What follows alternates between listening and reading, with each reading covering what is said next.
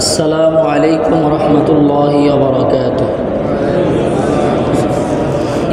আমি আপনাদের সম্মুখে গত জুমায় সূরাতুল বাকারার 83 থেকে নিয়ে 86 নং আয়াতে কারিমার তাফসির করতেছিলাম। তাফসির পর্ব 61। আজকে গত পর্বের অবশিষ্ট আলোচনাগুলি করবার জন্য চেষ্টা করব। আলোচনার বিষয়বস্তু হলো ইহুদি জাতির অঙ্গীকার ভঙ্গ করার পরিণতি। মুআজ্জাজ হাজিরিন, আমি প্রায় কয়েক জুমা যাবতী বলে আসছি এই কথা যে ইহুদি জাতিরা আল্লাহ তাআলার পক্ষ থেকে শেষ নবী আসার আগ পর্যন্ত সবচাইতে বেশি নিয়ামতপ্রাপ্ত জাতি, সবচাইতে বেশি নিয়ামত পেয়েছে। অপরদিকে সবচাইতে বেশি নাফরমানিও তারাই করেছে। আল্লাহ পাক রব্বুল আলামিন যেহেতু আমাদেরকেও অনেক নিয়ামত দিয়েছেন এবং মর্যাদার দিক থেকে ইহুদিদের চাইতে আল্লাহ তাআলা আমাদেরকে বেশি নিয়ামত দিয়েছেন, কারণ ইহুদি জাতির সাথে আমাদের, যদি আমরা এটাকে সামারাইজ করে সংক্ষেপে এক বাক্যে বলতে চাই যে কোন জায়গায় তাদের সাথে আমাদের মূল দ্বন্দ্বটা, সেটা হচ্ছে তাদের দাবি ছিল হযরতে ইসহাক আলাইহিসসালাতু সালামের বংশ থেকে শেষ নবী আসবে, অর্থাৎ মুহাম্মদ রাসূলুল্লাহ সাল্লাল্লাহু আলাইহি সাল্লাম তাদের বংশ থেকে আসবে, বনি ইসরাইল থেকে আসবে। আর আল্লাহ পাক রব্বুল আলামিনের সিদ্ধান্ত হলো আখিরি জামানার পয়গম্বরকে বনি ইসমাইল থেকে আল্লাহ তাআলা দিবেন, বনি ইসমাইল থেকে দিবেন। এটা হলো দ্বন্দ্বের কেন্দ্রবিন্দু। তো আমরা তো বলতেই পারি আমাদেরকে সবচাইতে সেরাটা আল্লাহ তাআলা দিয়েছেন। তো আল্লাহ পাক রব্বুল আলামিন আমাদের স্রষ্টা, তিনি আমাদের মালিক, তিনি আমাদের রব। তিনি জানেন যে কাউকে বেশি নিয়ামত দিলে তার প্রবলেমগুলোও বেশি হয়। এটা আমরা দুনিয়াতে বুঝি। দেখেন, যার 5টা বাড়ি আছে, 3টা গাড়ি আছে, ম্যাক্সিমাম ব্যাংকের মধ্যে বড় বড় ডিপোজিট আছে, ওনার বিপদ বেশি না যার কোনো টাকা পয়সা নাই তার বিপদ বেশি? যার বেশি আছে। এটা সহজ কথা। গরিবের বিপদ একটাই যে খাওয়ন দাওয়ন পরন, বেশির থেকে বেশি চিকিৎসা, এর বাইরে কোনো ঝামেলা নেই। কিন্তু ধনীদের বিপদ অনেক। প্রাসঙ্গিক কারণে একটি কথা বলি, কিয়ামতের দিন হালাল টাকার হিসাব হবে, হারামের কারণে দুজকে যাবে। এই কথাটা আমাদের মনে রাখলে ভালো। কোন টাকার হিসাব হবে? হালাল টাকার। কোন টাকার? হালাল টাকার। আর হারামের কারণে দুজকে যেতে হবে, নাউযুবিল্লাহি মিন যালিক। এটা নিয়ে আবার খুব আনন্দিত হওয়ার কিছু নাই। এই জিনিসটা আমাদের মধ্যে শয়তানে ধোঁকা দেয় যে আমাদের যাদের সম্পদ কম, মানে বেশি আনন্দিত হওয়ার কিছু নাই যে আমরা মনে হয় জীবনে হারাম ধরি নাই। হারাম অল্পও হারাম, বেশিও হারাম। আল্লাহ তাআলা আমাদেরকে টোটালি হারাম থেকে বেঁচে থাকার তৌফিক দান করেন। এটা প্রাসঙ্গিক কারণে বললাম। আমি দেখেছি, এটা আমার মধ্যেও এই অনুভূতিটা আসে যে সয় সম্পত্তি নাই, মনে হয় বেঁচে গেলাম, না থাকলেই বেঁচে গেলাম। ব্যাপারটা এমন না। হারাম অল্প হতে পারে, বেশি হতে পারে। আল্লাহ তাআলা আমাদের সবাইকে জীবনে যদি কোনো অর্থ, কোনো খাদ্য, কোনো বস্ত্র ইচ্ছায় অনিচ্ছায় হারাম স্পর্শ করে থাকি, আল্লাহ পাক রব্বুল আলামিনের কাছে তওবা করছি, আল্লাহ যেন আমাদের সবাইকে মাফ করে দেন। আর মানুষের হক নষ্ট করে থাকলে সেই হক আদায় করা না পর্যন্ত আল্লাহ যেন আমাদের মৃত্যু না দেয়, বলেন আমিন। তো বলতেছিলাম, যাদের নিয়ামত বেশি তাদের পরীক্ষাও বেশি। এজন্যে আল্লাহ তাআলা জানেন ভালোভাবেই যে শেষ নবীর উম্মতকে নিয়ামত বেশি দিছি, এদের বিপদও বেশি আসবে, যাতে করে ইহুদিরা যেই সমস্ত অপরাধ করার কারণে ধ্বংস হয়ে গেছে, শেষ নবীর উম্মত যেন ওই অপরাধগুলি না করে, এটা সতর্কতা করবার জন্যে আল্লাহ তাআলা বনি ইসরাইলদের আলোচনা, অনেক লম্বা আলোচনা কোরআনের মধ্যে করেছেন। এর মধ্যে গত জুমায় আমি আপনাদেরকে বলেছিলাম পবিত্র কোরআনের সূরাতুল বাকারার 83, 84, 85, 86 এই 4টি আয়াতের মধ্যে বনি ইসরাইল সম্প্রদায় আল্লাহ তাআলার সাথে 9টি ওয়াদা করেছিল। কয়টি? 9টি ওয়াদা করেছিল। এই 9টি ওয়াদা তাদের অধিকাংশ মানুষ ভঙ্গ করেছে। সামান্য কিছু লোক তারা এই ওয়াদাগুলি রক্ষা করেছে। অধিকাংশ বনি ইসরাইল আল্লাহ তাআলার সাথে কৃত অঙ্গীকারকে ভঙ্গ করেছে। এই অঙ্গীকারগুলি আল্লাহ তাআলা পবিত্র কোরআনে সূরাতুল বাকারার 83, 84, 85, 86 নং আয়াতে বলেছেন। আমি খুব সংক্ষেপে 9টা বলে আমাদের মূল শিক্ষাটা আজকে আলোচনা করব। আল্লাহ পাক রব্বুল আলামিন বলেন, বিসমিল্লাহির রহমানির রহিম, وَإِذْ أَخَذْنَا مِيثَاقَ بَنِي إِسْرَائِيل। ওগো নবীজি, আপনি স্মরণ করেন ওই সময়কে যখন বনি ইসরাইল আমার সাথে অঙ্গীকার করেছিল, লা তা'বুদুনা ইল্লাল্লাহ, যে আমি আল্লাহ ছাড়া আর কারো ইবাদত করবে না, ওয়া বিল ওয়ালিদাইনি ইহসানা, এবং পিতামাতার সাথে সুন্দর আচরণ করবে, ওয়াদিল কুরবা ওয়াল ইয়াতামা ওয়াল মাসাকিন, এবং আত্মীয় স্বজনের হক আদায় করবে, এতিম এবং মাসাকিনদের হক আদায় করবে, ওয়াকুলু লিন্নাসি হুসনা, এবং মানুষদের সাথে সুন্দর কথা বলবে, ও আকিমুস সালাহ, এবং নামাজ কায়েম করবে, ওয়া আতুজ যাকাত, এবং যাকাত আদায় করবে, সুম্মা তাওয়াল্লাইতুম ইল্লা কলিলাম মিনকুম ওয়া আনতুম মু'রিদুন। আল্লাহ পাক রব্বুল আলামিন বলেন, এই ওয়াদাগুলি করার পরে তারা সামান্য কিছু লোক ব্যতীত প্রায় সবাই ভঙ্গ করেছে। পরের 2 আয়াতের মধ্যে আরও 2টি কথা আছে। সময় সংকীর্ণ হওয়ার কারণে পুরা আয়াতের কথা আমি বলছি না।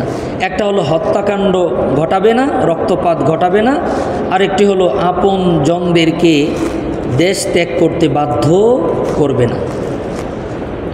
এই হত্যাকাণ্ড এবং আপন জনদেরকে দেশ ত্যাগ করতে বাধ্য করা, এটা মূলত আল্লাহ রাব্বুল আলামিন মদিনায় 2টি মুশরিক গোত্র, একটা হলো আউস আর একটা হলো খাজরাজ, আর মদিনার উপকূলে 2টি ইহুদি গোত্র বসবাস করত, একটি হলো বনু নাজির আর একটি হলো বনু কুরাইজা। এরা হলো ইহুদি। এই বনু নাজির আউসকে সহযোগিতা করত, তাদের মিত্র ছিল, আর বনু কুরাইজা খাজরাজের মিত্র ছিল। যখন আউস খাজরাজে যুদ্ধ লাগতো তখন বনু নাজির আউসের পক্ষ নিত আর বনু কুরাইজা খাজরাজের পক্ষ নিত। যদিও তারা পরস্পরে ইহুদি, কিন্তু তাদের বন্ধু হওয়ার কারণে, দেখেন না পৃথিবীর মধ্যে যখন কোনো মুসলিম রাষ্ট্রের সাথে, আমি নাম বলতে চাই না, এক মুসলিম রাষ্ট্রের সাথে আরেক ইসলামের দুশ্মনের যখন যুদ্ধ লাগে, তাদের সাথে চুক্তি থাকার কারণে, মিত্র হওয়ার কারণে মুসলমানদেরকে আক্রমণ করে বা আক্রমণ করার জন্য তার সার্বভৌমত্বকে ব্যবহার করার অনুমতি দেয়। ঠিক ওই সময় রাষ্ট্রীয় ব্যবস্থা ছিল না, গোত্রীয় ব্যবস্থা ছিল। আউস খাজরাজ মুশরিক, যুদ্ধ হলে বনু নাজির আউসকে সাপোর্ট করত আর বনু কুরাইজা খাজরাজকে সাপোর্ট করত। এক্ষেত্রে আল্লাহ তাআলা এই বনু নাজির এবং বনু কুরাইজার সাথে আল্লাহর ওয়াদা ছিল যে তোমরা পরস্পরে রক্তপাত ঘটাবে না, দেশ ত্যাগ করে দিবে না। এই বিষয়ে আল্লাহ তাআলার সাথে তারা অঙ্গীকার ভঙ্গ করেছিল। আমি আপনাদের দিল থেকে একটি কথা বলছি, আল্লাহ পাক রব্বুল আলামিন মুসলমানের রক্ত তো হারাম করেছেনই, রক্ত তো ঝরানো যাবেই না। পরিষ্কার হাদিসের মধ্যে আছে, আল্লাহ রাসূল বলেছেন, ক্বালান নাবিয়্যু সাল্লাল্লাহু আলাইহি ওয়াসাল্লাম وقال النبي صلى الله عليه وسلم المسلم من سلم المسلمون من لسانه ويده أو كما قال النبي صلى الله عليه وسلم। আল্লাহ রাসূল বলেছেন, ওই ব্যক্তি মুসলমান না যার জবান এবং হাত দ্বারা অপর মুসলমান নিরাপদ না। কত শক্ত কথা! এই হাদিসটি আপনারা শুনেননি এমন লোক আমার ধারণায় মসজিদে নেই, কিন্তু কথাটার ওজন কত বেশি এইভাবে আমরা অনুধাবন করি না, করলেও মনে রাখি না। এই জবানটা দিয়ে কাউকে গালি দেওয়া কত বড় কবিরা গুনাহ। একজন মুসলমানকে রক্ত ঝরানো যেমন কবিরা গুনাহ, অপর মুসলমানকে গালি দেওয়াও ঠিক একই রকম কবিরা গুনাহ। কবিরা গুনাহ তওবা ছাড়া ক্ষমা হবে না। কিন্তু আমরা দেখতে পাই আমাদের সমাজে চুন থেকে পান খসলেই মুখে যা ইচ্ছে তাই আমরা বলতে থাকি।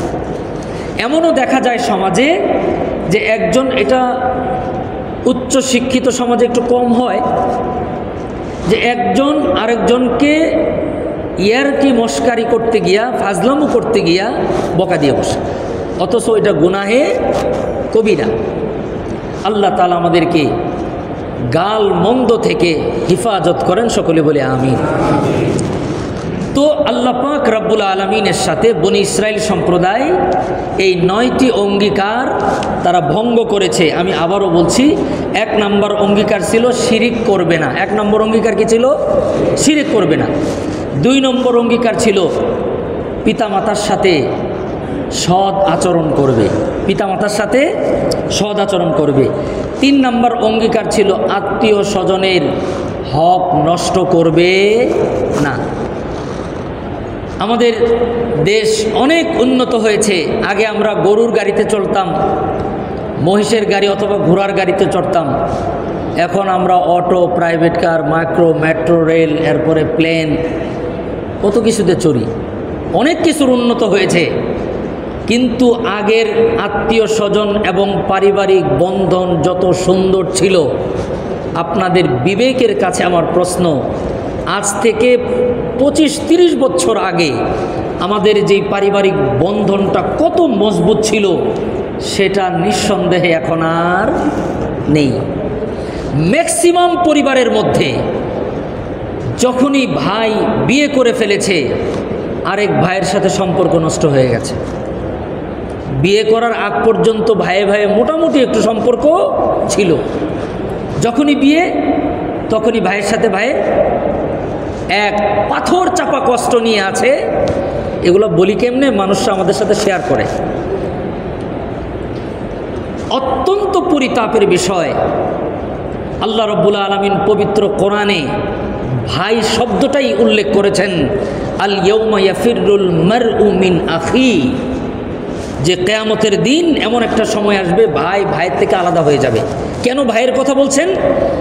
জায়গায় জায়গায় ভাইকে উদাহরণ দিয়েছেন আল্লাহ তাআলা, জায়গায় জায়গায় ভাই ভাইয়ের সম্পর্ক। আল মুসলিম আখুল মুসলিম, যে মুসলমান মুসলমান, ভাই ভাই, অর্থাৎ ভাই এবং ভাইয়ের মধ্যকার যে সম্পর্ক, এটা অত্যন্ত জরুরি এবং এটার সাথে অনেক কিছু সংশ্লিষ্ট আছে। এক ভাইয়ের সাথে যদি আরেক ভাইয়ের সম্পর্ক খারাপ হয়, এটার প্রভাব বাবা মার উপর গিয়া পড়ে। এটার প্রভাব, মার অপারেশন হবে, ভাই ভাই প্রবলেম, অপারেশন লেট হবে। মার হাসপাতালে ভর্তি হতে হবে, ভাই ভাই প্রবলেম, হাসপাতালে ভর্তি হওয়া একটু সময় লাগবে। মার হাসপাতালে রিলিজের জন্যে বিল পেমেন্ট করতে হবে, ভাই ভাই সমস্যা, ওই জায়গার মার রিলিজ হতে একটু সময় লাগবে। মার জানাজার কাফন দাফন, ভাই ভাই সমস্যা, ওখানেও একটু সময় লাগবে। আমি বুঝাইতে চাচ্ছি, যদি ভাইয়ে ভাইয়ে বন্ধন সুদৃঢ় না হয়, তাহলে এটার কারণে সবচেয়ে খারাপ যেই প্রভাব পড়ে, সেটা হচ্ছে মা বাবার খেদমতের মধ্যে প্রভাব পড়ে, মা বাবার খেদমতের মধ্যে প্রভাব পড়ে। এজন্যে আল্লাহ পাক রব্বুল আলামিন বনি ইসরাইল সম্প্রদায়ের সাথে আল্লাহ তাআলা ওয়াদা নিয়েছিলেন, ওয়াদিল কুরবা, আত্মীয় স্বজনের হকের ব্যাপারে তোমরা সচেতন হবে। আমাকে কথা দাও, আত্মীয়র হক নষ্ট করবে না। বনি ইসরাইল কথা দিয়েছিল। আল্লাহ পাক রব্বুল আলামিনের প্রতি ঈমান আনার মাধ্যমে, কোরআনকে বিশ্বাস করবার মাধ্যমে আমরাও আল্লাহ তাআলার সাথে এই ওয়াদায় আবদ্ধ আছি, আমরাও আল্লাহ তাআলার সাথে এই ওয়াদায় আবদ্ধ আছি। এজন্য আজও মুসলিম সমাজে দেখা যায় মাকে কোলে নিয়ে হাসপাতালে যায়। সেদিন একজন আমাকে কানাডার একটা গল্প শোনাইল। এক বয়স্ক মহিলা, ঢাকা ধানমন্ডি বাসা, গাজীপুর আত্মীয় আছে, আমার সাথে দেখা হলো। উনি বললেন যে আমার ওপেন হার্ট সার্জারির সময় আমি কানাডার এক হাসপাতালে ভর্তি, আমার পাশের বেডে আরেকটা বৃদ্ধ মহিলা ভর্তি। আমি প্রায় 13-14 দিন পর্যন্ত ছিলাম। এই 13-14 দিনে তার কেউ আসলো না, মানে ওই বৃদ্ধ মহিলার কেউ আসলো না। আর আমাদের বাংলাদেশি যে মহিলা মুসলিম, উনি বলেন যে আমার তো আলহামদুলিল্লাহ 4 জন ছেলে কানাডায় থাকে, আমার সবগুলো মেয়ে কানাডায় থাকে, আমার ছেলে মেয়েরা সবাই নিয়মিত আসছে। তো 14 দিন পরে তার মেয়ে আসছে তাকে দেখতে, ওই পাশের সিটের একটা ফুলের তোড়া নিয়ে মাকে দেখতে আসছে। 14 দিন কোনো খবর নেয় নাই।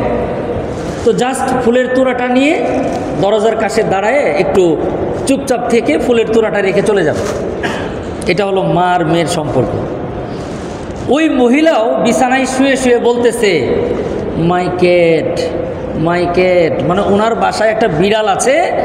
ওই মহিলা তার মেয়েকে দরজার কাছে দেখে জিজ্ঞেস করতেছে আমার বিড়ালটার খবর কি।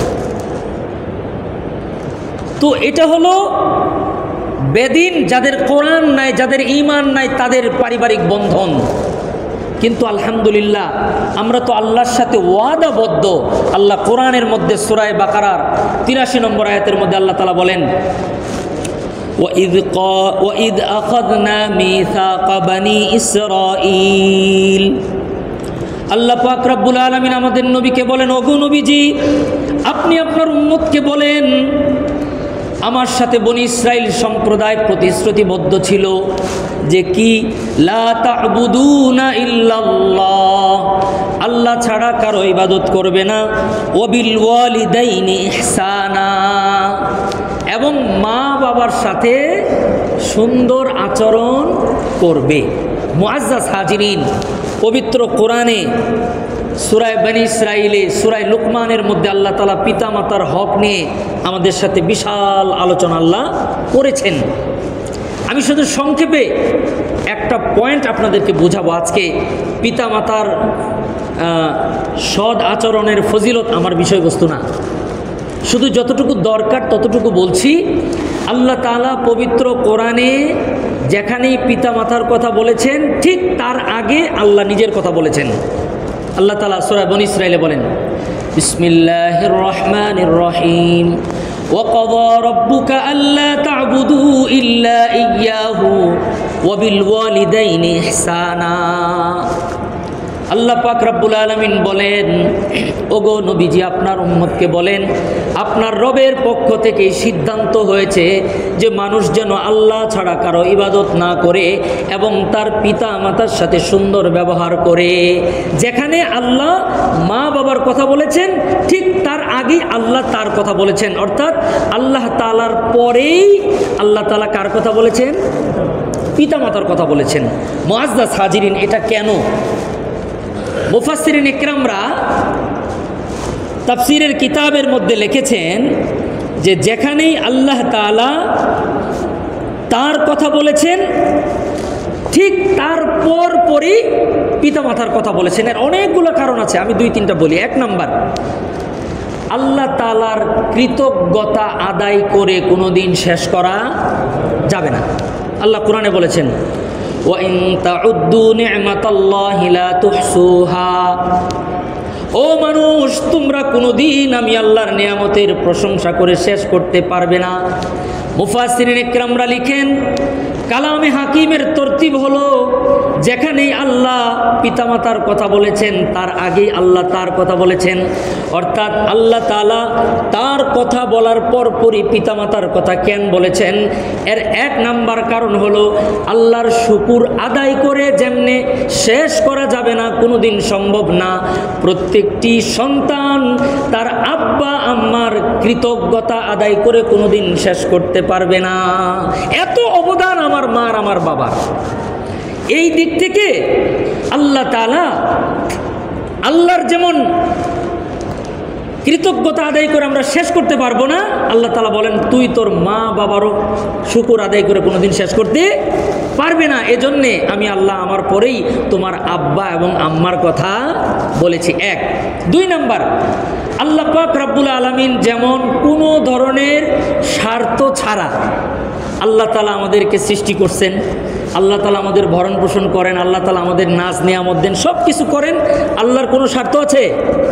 ঠিক মুফাসসিরিন ইকরামরা লিখেছেন যে পিতা মাতাও নিঃস্বার্থভাবে সন্তানের জন্য করে। এই দিক থেকে আল্লাহ তাআলার সাথে পিতা মাতার একটি মিল খুঁজে পাওয়া যায়। এজন্যে আল্লাহ তাআলা তারপরেই পিতা মাতার কথা বলেছেন। তাহলে 2টা বললাম, মনে রাখেন। 1, আল্লাহর শুকর আদায় করে শেষ করা যায় না, সন্তানও কোনোদিন আব্বা আম্মার শুকরিয়া আদায় করে শেষ করতে পারে না। 2, আল্লাহ তাআলা যেমন আমাদেরকে নিঃস্বার্থভাবে আমাদেরকে সৃষ্টি করেছেন, আমাদের জন্য নাজ নিয়ামত দিয়েছেন, তদ্রূপভাবে প্রতিটা পিতামাতা স্বার্থ ছাড়া সন্তানের জন্য খেদমত করে। এই দিক থেকে আল্লাহ তাআলার সাথে পিতামাতার একটা মিল থাকার কারণে আল্লাহ রাব্বুল আলামিন তারপরেই পিতামাতার কথা বর্ণনা করেছেন। 3, আল্লাহ তাআলার সাথে বান্দা যখন অপরাধ করে, আমরা যখন কোনো নাফরমানি করি, যে কোনো অন্যায় করার পরে আল্লাহ তাআলার কাছে ক্ষমা চাইতে দেরি, আল্লাহ তাআলা ক্ষমা করতে দেরি করেন না। মুফাসসিরিন ইকরামরা লিখেন ঠিক তদ্রূপভাবে পৃথিবীর কোনো সন্তান যতই বড় অপরাধ আব্বা আম্মার সাথে করুক না কেন, কোনো সন্তান যদি মার পায়ে পড়ে যায়, কোনো সন্তান যদি আব্বার পায়ে পড়ে যায়, চোখের পানি মার পায়ের মধ্যে পড়তে দেরি হবে। কোনো মা, এমন মা খুঁজে পাওয়া যাবে না যেই মা তার সন্তানকে ক্ষমা করবে না। প্রত্যেকটি মা সন্তানকে মাফ করে দিবে, প্রত্যেকটি পিতা সন্তানকে মাফ করে দিবে। এই দিক থেকে পিতামাতার সাথে আল্লাহ রাব্বুল আলামিনের মিল থাকার কারণে আল্লাহ তাআলা পবিত্র কোরআনে যেখানেই পিতামাতার কথা বলেছেন, ঠিক তার আগেই আল্লাহ তাআলা তার কথা বলেছেন, অর্থাৎ আল্লাহ তাআলার পরেই পিতামাতার কথা বলেছেন। এজন্যে যে বেশ কিছু বিষয়ে আল্লাহ তাআলার সাথে পিতামাতার কি আছে? মিল আছে। মুআজ্জাজ হাজিরিন, আমরা যদি আজকে সমাজের অবস্থাটা দেখি, পুরো উল্টে গেছে সমাজটা।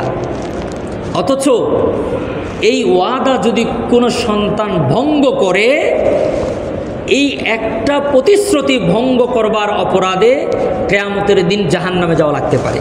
রাসূলুল্লাহ সাল্লাল্লাহু আলাইহি সাল্লাম পরিষ্কার হাদিসের মধ্যে বলেছেন, হুমা জান্নাতুকা ওয়া নারুকা, হুমা জান্নাতুকা ওয়া নারুকা, তোমার পিতা মাতা তোমার জন্য জান্নাত, তোমার পিতা মাতা তোমার জন্য বলেন জাহান্নাম।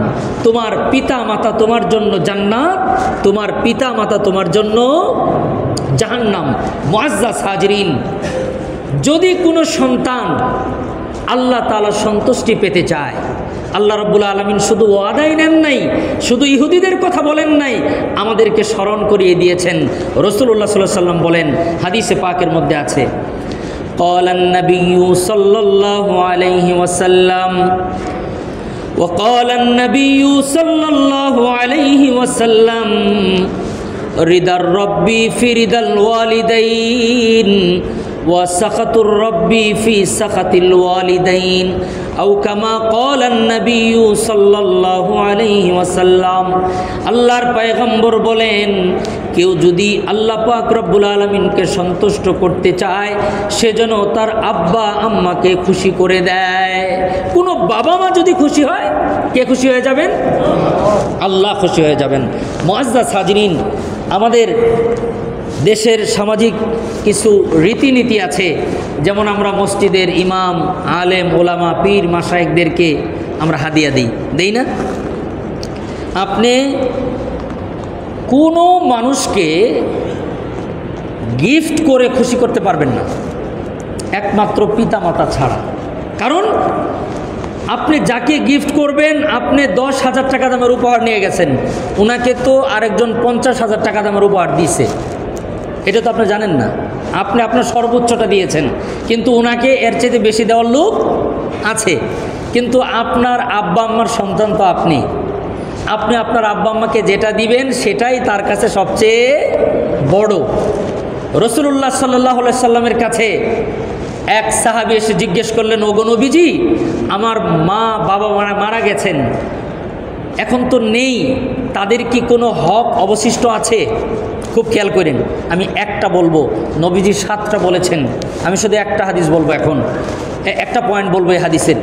রাসূলুল্লাহ সাল্লাল্লাহু আলাইহি সাল্লাম 5 নম্বরে বলেছেন, আমার আগে পরেরটা এখন বলার দরকার নেই।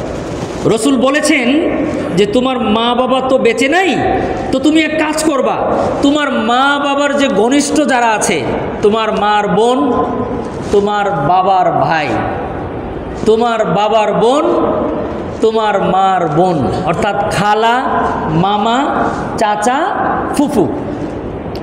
তো রসুল বললেন, অথবা তোমার বাবার কলিগ, একসাথে চাকরি করত, একসাথে কাজ করত, তোমার বাবার খুব ঘনিষ্ঠ, তুমি যেই হাদিয়া তোমার আব্বাকে দাও, সেই হাদিয়াটুকু নিয়ে তুমি তোমার আব্বার ঘনিষ্ঠ বন্ধুকে নিয়ে দিবা। আমার কথাটা কি বুঝছেন? যদিও ওনার প্রয়োজন নেই। আল্লাহর পয়গম্বর বলেন, ও মুসলমান, তোমার আব্বা দুনিয়াতে বেঁচে নাই অথবা তোমার মা দুনিয়াতে বেঁচে নাই, তুমি ঈদের সময় তোমার মার জন্য একটা শাড়ি কিনতা। তোমার একজন খালা অথবা তোমার মার বান্ধবী দুনিয়াতে বেঁচে আছেন, তার অনেক সম্পদ আছে, তার শাড়ির কোনো প্রয়োজন নাই, কিন্তু মুসলমান, ঈদের সময় তুমি তোমার মার জন্য যেমন শাড়ি কিনতা, তোমার বাবার জন্য যেমন জামা ক্রয় করতা, জুতা কিনতা, তোমার আব্বার ঘনিষ্ঠ ওই বন্ধুকে অথবা তোমার মার বান্ধবী অথবা তোমার বাবার ভাই বোন অথবা তোমার মার ভাই বোনকে ওই হাদিয়াটুকু নিয়ে যখন যাবে, মুহাদ্দিসিন ইকরামরা ব্যাখ্যায় লিখেন, ওই হাদিয়াটা পাওয়ার সাথে সাথে আপনার আব্বার বন্ধু অথবা আপনার মার বান্ধবী, তার ওয়ার্ড্রোব ভরা কাপড় আছে, আপনি যদি একটা শাড়ি নিয়ে বলেন, খালাম্মা, আন্টি, আমার মা দুনিয়াতে বেঁচে নাই, ঈদের সময় মনটা কাঁদে, মাকে একটা শাড়ি কিনে দেব, খালাম্মা, আপনার জন্যে আমার মার শাড়িটা আমি আপনাকে উপহার দিতে আসছি, দয়া করে যদি আপনি গ্রহণ করেন। মুহাদ্দিসিন ইকরামরা লিখেন, ওই হাদিয়াটা পাওয়ার পরে আপনার বাবার বন্ধু অথবা মার বান্ধবীর যেই অনুভূতিটা হবে, আপনার হাদিয়াটা নিবে, চোখের কণা দিয়ে 2 ফোঁটা পানি বের হবে এবং ওই লোক বলবে, বাবা, তুমি তোমার বাবার মতোই যোগ্য পিতার যোগ্য সন্তান হয়েছ, আল্লাহ যেন ওই জগতে তোমার আব্বাকে অথবা তোমার মাকে ভালোই রাখে। এই দোয়া পৃথিবীর কেউ করতে পারবে না, আমি চ্যালেঞ্জ করতে পারি।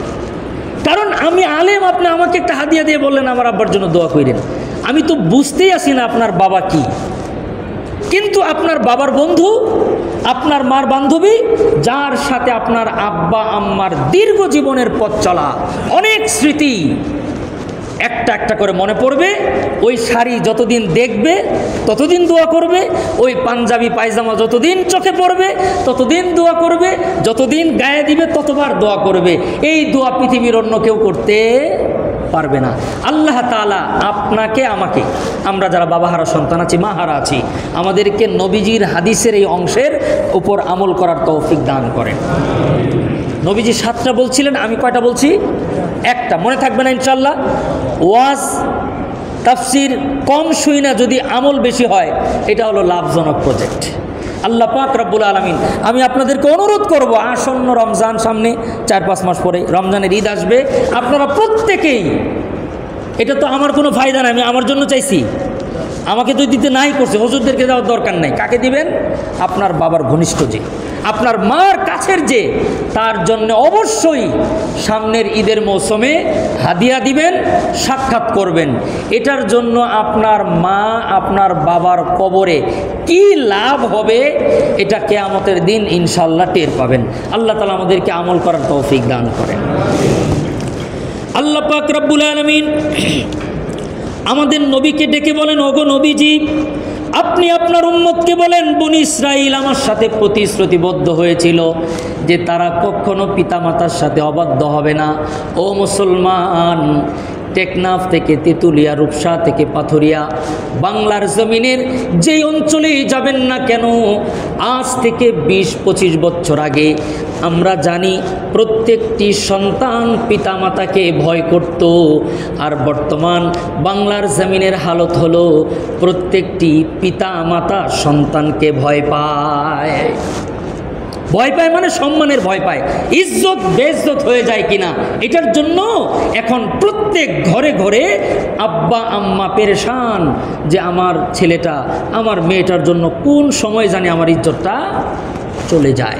আর একটা সময় ছিল প্রত্যেকটি সন্তান মাগরিবের আজান হয়েছে, বাসায় ফিরতে দেরি, দাদির ঘরে গিয়ে আশ্রয় নিছে যে কোনো সময় আমার উপরে টর্চার আসতে পারে, যে বউ বা বড় মা একটু আমাকে আব্বার সামনে নিয়ে ঘরে পড়ার টেবিলে একটু বসায় দিয়ে আসো, কি যে বাসায় ফিরতে দেরি করছে। অর্থাৎ সন্তানরা আব্বা আম্মাকে ভয় করত, শাসনের ভয় করত। এখন টোটাল চেঞ্জ, কি যে প্রত্যেকটি পিতামাতা সন্তান বেইজ্জতি করে ফেলে কিনা এটার জন্য প্রতিদিন দোয়া মোনাজাত আর আল্লাহর কাছে আশ্রয় চাই। এর কারণ অনেকগুলা, একটা কারণ আমি বলি, সেটা হচ্ছে এই, আমরা বাবা মারা আল্লাহকে ভয় করা ছেড়ে দিয়েছি। কি বলছেন বলেন তো বাবুজান? আল্লাহকে ভয় করা ছেড়ে দিয়েছি। যখন আমরা আল্লাহকে ভয় করা বাদ দিয়েছি, আল্লাহ তাআলা আমাদের দিলের মধ্যে মাখলুকের ভয় ঢুকিয়ে দিয়েছে। আল্লাহ পাক রব্বুল আলামিন পবিত্র কোরআনের মধ্যে সূরা লুকমানে 14 নম্বর আয়াতের মধ্যে আল্লাহ তাআলা এবং 13 নম্বর আয়াতের মধ্যে আল্লাহ তাআলা একটা গুরুত্বপূর্ণ পয়েন্ট বলেছেন এই পিতামাতা নিয়ে। আল্লাহ তাআলা বলেন, বিসমিল্লাহ, ওয়াইদ ক্বালা লুকমানু লিইবনিহি وَإِذْ قَالَ لُقْمَانُ لِابْنِهِ وَهُوَ يَعِظُهُ يَا بُنَيَّ لَا تُشْرِكْ بِاللَّهِ إِنَّ الشِّرْكَ لَظُلْمٌ عَظِيمٌ। এখানে লুকমান আলাইহিস সালাম তার ছেলেদেরকে ডেকে লম্বা নসিহত করেছেন, এটা আমার বলা উদ্দেশ্য না, কিন্তু কেবল একটা নসিহত করছে যে ও আমার কলিজার টুকরা সন্তানেরা, আমি তো যে কোনো সময় মারা যেতে পারি, তোমাদের প্রতি আমার কিছু নসিহত। 1 নাম্বার হলো আল্লাহ তাআলার সাথে শরীক করা যাবে না। এরপরে আরও অনেকগুলো নসিহত করেছেন, কিন্তু আল্লাহ তাআলা মাঝখানে একটা কথা ঢুকিয়ে দিয়েছেন, ওয়াসাইনাল ইনসানা বিওয়ালিদাইহি হামালাতহু উম্মুহু ওয়াহনান আলা ওয়াহান। আল্লাহ পাক বলেন, ও সন্তানেরা, তোমাদেরকে আমি ওসিয়ত করতেছি তোমরা তোমাদের আব্বা আম্মার সাথে সুন্দর আচরণ করবা, কারণ তোমার মা তোমাকে কষ্টের পর কষ্ট সহ্য করে তোমাকে পেটে ধারণ করেছে, ডেলিভারি করেছে, দুধ খাওয়িয়েছে, অনেক কষ্ট করেছে। খবরদার আব্বা আম্মা যেন তোমার কোনো আচরণে কষ্ট না পায়। এখন কোরআনের মধ্যে কোথাও আল্লাহ তাআলা এরকম তরতিবকে লস করে নাই। যেখানে আল্লাহ তাআলা বক্তব্য দিয়েছেন আল্লাহর বক্তব্য, যেখানে নবীর বক্তব্য নবীর বক্তব্য, এখানে লুকমানের বক্তব্য লুকমান আলাইহিস সালামের কথা শেষ হওয়ার পরে আল্লাহর বলার কথা ছিল, কিন্তু একটা বলার পরেই মাঝখানে কেন আল্লাহ তাআলা আরেকটা কথা ঢুকাইলেন? মুফাসসিরিন ইকরামরা লিখেন, এর উত্তরটা খুব দিল দিয়ে শোনেন। মুফাসসিরিন ইকরামরা লিখেছেন যে আল্লাহ তাআলা এখানে আল্লাহর কথা মাঝখানে ঢুকায়া দেওয়া লুকমান আলাইহিস সালামের বক্তব্যের মাঝখানে, এটার উদ্দেশ্য এই, কোনো পিতামাতা যদি তার সন্তানের সাথে আল্লাহর পরিচয় করায়, কোনো পিতামাতা যদি সন্তানের সাথে কার পরিচয় করায়? আল্লাহর পরিচয় করায়। আল্লাহ তাআলা বুঝাইতে চাইলেন, ও মানব মণ্ডলী, তখন আমার দায়িত্ব হয়ে যায় আমি তোমার সন্তানের দিলে তোমার পরিচয় ঢোকায় দেব। আমরা যদি আল্লাহর সাথে আমার বাচ্চার পরিচয় না করায় দেই, তাহলে আমার বাচ্চার দিলের মধ্যেও আল্লাহ আমার পরিচয় ঢোকায় দিবেন না। আল্লাহ তাআলা এই মেসেজটা আমাদেরকে বাড়িতে নিয়ে যাওয়ার তৌফিক দান করেন, আমল করার তৌফিক দান করেন। এটা একটা বাস্তব কথা। কোথাও গিয়া যদি আপনি আমার পরিচয় করান, একজন অপরিচিত জায়গায় গিয়ে বলছেন যে উনি আমাদের মসজিদের খতিব, তখন আমিও তো বলবো যে উনি আমাদের একজন অত্যন্ত বড় মাপের মানুষ, বলবো না? এটা নিয়ম। যখন আপনি আমারটা করবেন, আমি আপনারটা করব। আপনি যখন আল্লাহর পরিচয় আপনার সন্তানকে দিবেন, আল্লাহ তাআলাও আপনার সন্তানের কাছে আপনার পরিচয় দিয়ে দিবে। ও যখন বুঝবে যে না, এই আমার আব্বা আম্মা তো সাধারণ ব্যাপার না, আমার আব্বা আম্মার সন্তুষ্টি কার সন্তুষ্টি? আল্লাহর সন্তুষ্টি। তাহলেই কেবল সামাজিক বন্ধন, পারিবারিক বন্ধন, আল্লাহর সম্পর্ক, আল্লাহর সন্তুষ্টি সব কিছু অর্জন করা সম্ভব। হাদিসে পাকের মধ্যে এসেছে, ছোট্ট দুটো হাদিসের কথা বলেই আমার আলোচনা শেষ। একটি হলো মা কেমন। আম্মাজান আয়েশা সিদ্দিকা রাদিয়াল্লাহু তাআলা আনহা বলেন, নবীজির কাছে একদিন শুয়ে শুয়ে বলতেছেন, নবী গো, আজকে একটা দারুণ দৃশ্য দেখলাম। কি? যে আমার বাড়িতে একজন ভিক্ষুক আসছে। আম্মাজান আয়েশা বলেন, ইয়া রাসূলুল্লাহ, ওগো নবীজি, আজকে আমার বাড়িতে একজন ভিক্ষুক ক্ষুধার্ত অবস্থায় এসেছে আরও দুইটা বাচ্চার সাথে। ওগো নবীজি, বাচ্চা দুইটাও ক্ষুধার্ত ছিল, ওই মহিলাটাও ক্ষুধার্ত ছিল। আমার ঘরে এসে বলল, মা গো, আপনার ঘরে কি কোনো খাবার আছে? কয়েকদিন হয়ে যায় আমি কিছু খাইনি, আমার বাচ্চারাও কিছু খায়নি। নবী গো, আমার ঘরে তেমন কিছু ছিল না, একটা খেজুর ছিল। ইয়া রাসূলুল্লাহ, খেজুরটা মহিলাকে দিলাম। আমি লক্ষ্য করে দেখলাম মহিলা নিজের মুখে দেয় নাই, খেজুরটাকে দুই ভাগ করে কলিজার টুকরা দুই মেয়ের মুখের মধ্যে উঠায় দিল। ইয়া রাসূলুল্লাহ, ইয়া রাসূলুল্লাহ, আমার এই দৃশ্য দেখতেছিলাম আর ভাবতেছিলাম, মা কি এমনই হয়? মা নিজে না খেয়ে পুরো খেজুরটাই দুই বাচ্চাকে খাওয়িয়ে দিল। রাসূলুল্লাহ সাল্লাল্লাহু আলাইহি ওয়াসাল্লাম আয়েশাকে বললেন, আয়েশা, তুমি তো এই দৃশ্য দেখছো, তাহলে বলো, ওই মা কি কখনো তার বাচ্চাকে আগুনের মধ্যে ফেলে দিতে পারে? আয়েশা রাদিয়াল্লাহু তাআলা আনহা বললেন, কখনোই সম্ভব না। মা আবার কেমনে নিজের মেয়েকে আগুনের মধ্যে ফেলে দেয়? রসুল বললেন, আয়েশা রে, আমার আল্লাহ জাল্লা জালালুহু ও আম্মা নওয়ালুহু প্রত্যেকটি মুসলিমকে ওই মা যেমন তার সন্তানকে আগুনে ফেলতে চায় না, আমার আল্লাহর চাইতে কয়েক গুণ বেশি চান না যে একটা মুসলিম জাহান্নামে যাক। সুবহানাল্লাহ বলেন। তাই যদি হতো, আল্লাহ আমাদেরকে মুসলমানের ঘরে জন্ম দিতেন না। তাই যদি হতো, আল্লাহ আমাদেরকে আখেরি জামানার নবীর উম্মত হতে দিতেন না। মুআজ্জাজ হাজিরিন, আল্লাহ পাক রব্বুল আলামিন ইহুদিরা যেই প্রতিশ্রুতিগুলো ভঙ্গ করার কারণে পথভ্রষ্ট হয়েছে, আমরা যেন এই কাজগুলি না করি। বিশেষ করে আপনার আমার জিন্দিগিতে যেন আব্বা আম্মা কোনো কারণে কষ্ট না পায়। তারা আমাদেরকে কষ্ট দিলেও আমরা যেন শব্দ মুখ দিয়ে না বলি। আল্লাহ পাক রব্বুল আলামিন আজকের এই তাফসির থেকে এই একটাই মূল মেসেজ, 9টা বিষয়ে শপথ, বাকিগুলা আমরা আলোচনা করেছি। কিন্তু আমি আপনাদেরকে আজকে যেই জিনিসটা দিতে চাচ্ছি সেটা হলো, আমরা প্রত্যেকেই আমাদের আব্বা আম্মাকে ভালোবাসবো মন দিয়ে। দেখবেন আমাদের সন্তান এমনি আমাদের ভালোবাসবে। আল্লাহ রাব্বুল আলামিন আমাদের বোঝার আমল করার তৌফিক দান করেন।